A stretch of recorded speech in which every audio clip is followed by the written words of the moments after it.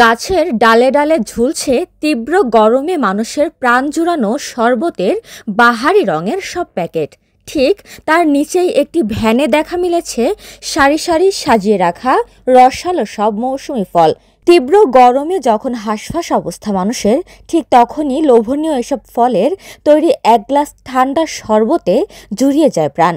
সুস্বাদু এই শরবত একবার খাওয়ার জন্য প্রতিদিন এই দোকানে সকাল সন্ধ্যা ভিড় লেগে থাকে ভোজন রসিকদের। হচ্ছে এগুলা আকর্ষণের জন্য, একটু সুন্দরের জন্য। আর আমরা বেলের শরবত বেশি, পাশাপাশি আমের শরবত বেশি। সিজনওয়ারি আমাদের ব্যবসা, কথা বুঝছেন। আমরা যে সিজনে যেটা পাই এটি করি, নির্ধারিত এই ব্যবসাটা আমাদের চলে আর কি। যেমন কি আমের সিজনে আম, বেলের সিজনে বেল, তারপরে পেঁপের সিজনে পেঁপে, পাশাপাশি আমাদের আছে লেবুর শরবত। ঠিক আছে, কথা বুঝিনি। আমাদের মূল ঠিকানা হচ্ছে গুলিস্তান গোলাপশাহ মাজার মসজিদ সংলগ্ন। গরমের উত্তাপ থেকে বাঁচিয়ে শীতল পরশের ছোঁয়া দিতে গুলিস্তানের গোলাপশাহ মাজারের সামনে মৌসুমি ফলের শরবত বিক্রি করছেন আবুল হোসেন। দীর্ঘ এক যুগ আগে নোয়াখালী থেকে ঢাকা এসেছিলেন জীবিকার সন্ধানে। শরবত বিক্রি করেই বর্তমানে পরিবার পরিজন নিয়ে বেশ স্বাচ্ছন্দ্যে জীবন কাটাচ্ছেন তিনি। দৈনিক ভাই কোনোরকম চলার মতো ব্যবস্থা হয় যদি আমাদের বৃষ্টি বাদল না থাকে, এবং কি আর শীতের সিজনে একটু ডাউন আর কি। ভাই কি খাবেন? শীতের ঠান্ডার সিজনে একটু ডাউন, গরমের সিজনে একটু বেশি চলে যদি গরম থাকে, গরমের তাপমাত্রা বেশি থাকে। এই আর কম বেশ আছে, মোটামুটি মিলিয়ে কোনো রকম চলে বাজা আছে ইনশাল্লাহ। 20 টাকা বেলের শরবত, 20 টাকা আমও 20 টাকা, আর লেবু আর ট্যাং হইলো 10 টাকা। হয়তো আমার এই বেলের শরবত এবং কি পেঁপে আছে, আম আছে, এগুলো নিয়ে মনে করেন আমি কোনোভাবে আল্লাহ আমারও চালাইতেছে, চলতেছে।